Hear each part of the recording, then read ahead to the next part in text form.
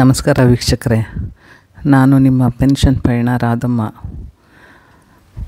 ವರಮಹಾಲಕ್ಷ್ಮಿ ಹಬ್ಬದ ಹಿಂದಿನ ದಿನ ಶುರುವಾಗಿರೋದು ಕೆಲಸಗಳು ಅಂದರೆ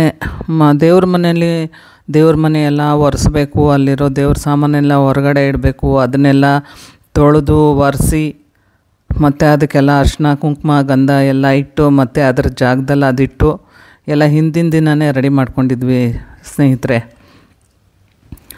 ಅದೆಲ್ಲ ಆದಮೇಲೆ ಮತ್ತು ವರಮಹಾಲಕ್ಷ್ಮಿ ಹಬ್ಬಕ್ಕೂ ಅಷ್ಟೇ ಕಳಶ ಇಡಬೇಕು ಮತ್ತು ಅದಕ್ಕೆ ತಯಾರಿಗಳು ಮಾಡ್ಕೋಬೇಕು. ನೈವೇದ್ಯಕ್ಕೆ ದೇವ್ರಿಗೆ ಮತ್ತು ಇದು ಕರ್ಜಿಕಾಯಿ ರವೆ ಉಂಡೆ ಮಾಡಿದ್ವಿ.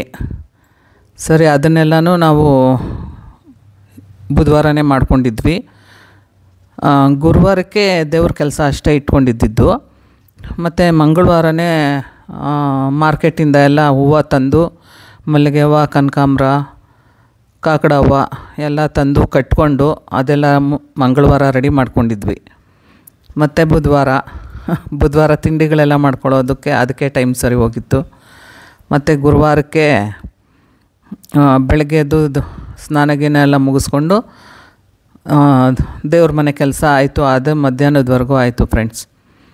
ಅದಾದಮೇಲೆ ಮಧ್ಯಾಹ್ನ ಆದಮೇಲೆ ಊಟ ಎಲ್ಲ ಮುಗಿಸ್ಕೊಂಡು ಆಮೇಲೆ ವರಮಹಾಲಕ್ಷ್ಮಿ ಹಬ್ಬದ್ದು ಕಳಶದ್ದು ರೆಡಿ ಮಾಡ್ಕೊಳ್ಳೋಣ ಅಂತಂದ್ಬಿಟ್ಟು ಸೀರೆ ಉಡ್ಸೋದು ಅದೆಲ್ಲನೂ ರೆಡಿ ಮಾಡ್ಕೋಬೇಕಿತ್ತಲ್ಲ. ನೆಕ್ಸ್ಟು ಆ ಕಡೆಗೆ ಹೋದ್ವಿ. ಅಲ್ಲಿ ಎಲ್ಲ ಮಾಡಿ ಸೀರೆ ಎಲ್ಲ ಉಡಿಸಿ ನಾವು ಗುರುವಾರನೇ ಮಾಡ್ಕೊಳ್ತೀವಿ. ಯಾಕೆಂದರೆ ಶುಕ್ರವಾರ ಬೆಳಗ್ಗೆ ಎದ್ದು ಮಾಡೋಕ್ಕಾಗಲ್ಲ ಅಷ್ಟೊಂದು ಬೇಗನೆ. ಯಾಕೆಂದರೆ 10:30 ರಾಹುಕಾಲ ಶುರು ಆಗೋದ್ರಿಂದ 10 ಗಂಟೆ ಒಳಗಡೆ ಪೂಜೆ ಮುಗಿಸ್ಬೇಕು, ಅಥವಾ 10 ಗಂಟೆ ಅಷ್ಟೊತ್ತಿಗೆ ಮುಗಿಸಿದ್ರೂ ಆಗುತ್ತೆ. ಅಷ್ಟೊತ್ತಿಗೆ ಮತ್ತು ಬೆಳಗ್ಗೆ ಎದ್ದು ನೈವೇದ್ಯಕ್ಕೆಲ್ಲ ಮಾಡ್ಕೋಬೇಕು. ಮೊಸರನ್ನ ಮಾಡಬೇಕು ಮತ್ತು ಪೊಂಗಲ್ ಮಾಡಬೇಕು. ನಾವು ಪುಳಿಯೋಗರೆ ಮಾಡಿದ್ವಿ, ಮೊಸರನ್ನ ಮತ್ತು ಪಾನಕ, ಕೋಸಂಬರಿ ಮಾಡಿ ಮತ್ತು ಅಷ್ಟೊತ್ತಿಗೆ ಹೋಳಿಗೆ ಅಂದರೆ ಸ್ವಲ್ಪ ದೇವ್ರಿಗೆ ಎಷ್ಟು ಬೇಕೋ ನೈವೇದ್ಯಕ್ಕೆ ಅಷ್ಟು ಹೋಳಿಗೆ ರೆಡಿ ಮಾಡಿಕೊಂಡು ಬೆಳಗ್ಗೆ 10 ಗಂಟೆ ಅಷ್ಟೊತ್ತಿಗೆ ಪೂಜೆ ಎಲ್ಲ ಆಯಿತು. ಪೂಜೆ ಎಲ್ಲ ಆದಮೇಲೆ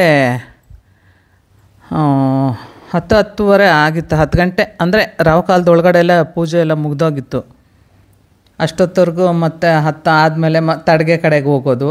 ನಾವು ಬೆಳಗ್ಗೆ ಹೆಂಗೂ ದೇವ್ರ ನೈವೇದ್ಯಕ್ಕೆ ಪುಳಿಯೋಗರೆ ಮಾಡಿದ್ವಲ್ಲ, ತಿಂಡಿಗೂ ಅದೇ ಆಯಿತು ಫ್ರೆಂಡ್ಸ್.